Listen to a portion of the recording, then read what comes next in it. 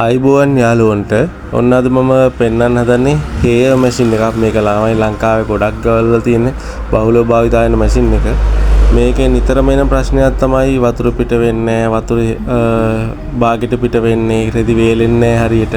නැත්තම් එන වතුර ටික අනිත් පැත්තට එහෙම පිට වෙලා යනවා, හේදෙන්නේ නැහැ. ඔන්න ඔය ගැටලු ටික ගොඩක්ම වෙන්නේ මෙන්න මේ හේතුව නිසා. මෙතන ස්ටිකරයක් කරලා තිනවා කාසි යතුරු කටු තියනවාද කියලා රෙදි වල බලන්න කියලා සෝදන්න කලින් ওই ප්‍රශ්න නිසා තමයි මෙන්න මේ පුංචි ගැටලු වෙන්නේ. පුංචි උනාට මේක සමහරවිට කරගන්න බැරුව මැෂින් එක අරන් එන ප්‍රශ්නයක්. මේකත් ඒ වගේම මැෂින් එකක්. මෙන්න මෙතන කරකවලා ගලවන්න තියෙන මෝඩිය ගැලවුවම මෙතන ඇතුළේ තියෙන මෙන්න මේ රබර් එක. මේක නෑ රබර් එක ගන්න වෙලා මේක හරියට සීල් වෙන්නේ නැතුව වතුර පිට වෙන ප්‍රශ්නයක් තිබුණේ. කාසි ගියාමත් මේ රබර් එක ළඟ තමයි හිර වෙන්නේ. මේ රබර් එක මාරු කරාම ගොඩක් දුරට ප්‍රශ්න හරියනවා. නැත්තම් කාසියක් යතුරු කටක් හිර වෙලා නම් ওই මූඩිය ගලවලා ඒක අරන් දැම්මට පස්සේ ওই ප්‍රශ්නේ හරියනවා. අනිවාර්යයෙන්ම මේක සෝදන්න කලින් රෙදිවල තියෙන මේවා අයින් කරන්න මතක් කරන්නම ඕන. තවත් ප්‍රශ්න තමයි මෙන්න මේ වගේ මීයෝ කරදරේ. මේකේ බඳ ප්ලාස්ටික් නිසා නිතරම මීයෝ කපායන කියලා මේ කොටස ඇතුලේ තියෙන වයර් නිතරම කපනවා.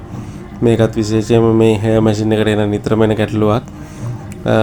මීයන්ගේ පරිසම් කරගන්න දැල්ලාවරණ ගැව්වත් මේක බඳ ප්ලාස්ටික් නිසා කපාගෙන යනවා.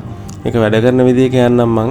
මෙතන තියෙන මෙමරි කරපු ප්‍රෝග්‍රෑම් ටිකක් ඔයාලට මේ normal strong එතකොට quick soft වගේ ප්‍රෝග්‍රෑම් ටිකක් තියෙනවා. මේවත් එක්ක මේකේ සේදෙන කාලය, සේදෙන වාර ප්‍රමාණය තමයි වෙනස් වෙන්නේ. ඔයාලට පේනවා ඇති මෙතන wash වෙන time එක, rings වෙන time එක, spin වෙන time එක වෙනස් වෙනවා මේ ප්‍රෝග්‍රෑම් එක. මේක quick ප්‍රෝග්‍රෑම් එකේ තමයි අඩුම කාලයකට මේක වැඩ කරන්න හදලා තියෙන්නේ. සේදෙන විනාඩි 5ක් ආයි ඩ්‍රයිව් වෙන්න එක වාරයක්. ඒ වගේම විනාඩි 3ක ස්පින් වෙන කාලයක්. එහෙම දීලා තියෙනවා මේ ප්‍රෝග්‍රෑම් එකේදී. අපිට මෙතනින් තියෙන්නේ වතුර පිරෙන ප්‍රමාණය හදාගන්න වෝටර් ලෙවල් එක. වතුර ලීටර 14 18 ඒ වගේ විවිධ වර්ග ප්‍රමාණයක් දීලා තියෙනවා. අපේ රෙදි ප්‍රමාණයත් එක්ක තමයි අපි ප්‍රෝග්‍රෑම් එකක් එඩිට් කරලා වොෂ් කරනවා නම් ඒක අපි තෝරගන්න ඕන වතුර ප්‍රමාණය. අපිට මෙතන අපිට අවශ්‍ය විදිහට ටයිම් එක වෙනස් කරගෙන එහෙම ප්‍රෝග්‍රෑම් එකක් අපිටම හදාගෙන වැඩ කරන්න පුළුවන්.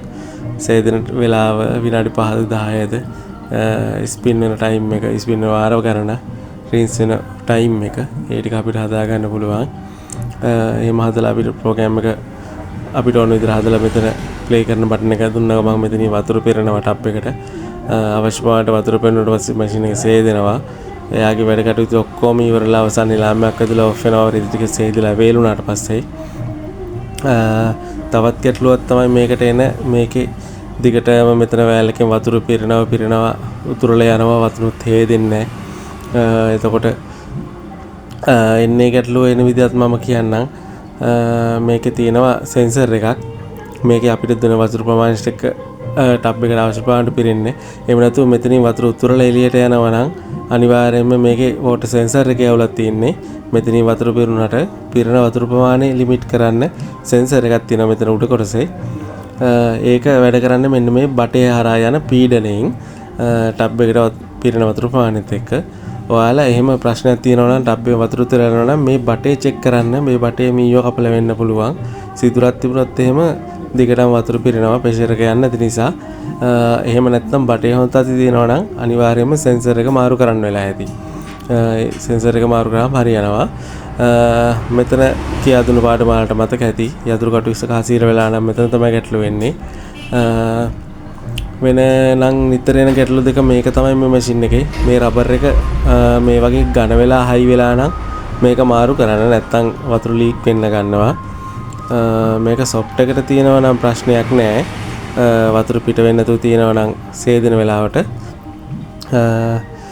මැෂින් එක නම් ඇත්තටම හොඳයි. මේකේ රිපෙයාර් එහෙම මිල අඩුයි අනිත් මැෂින් එක බැලුවම. නිතර බෝඩ් එක හැමලට දෙන්න බලන මැෂින් එකක් නෙවෙයි.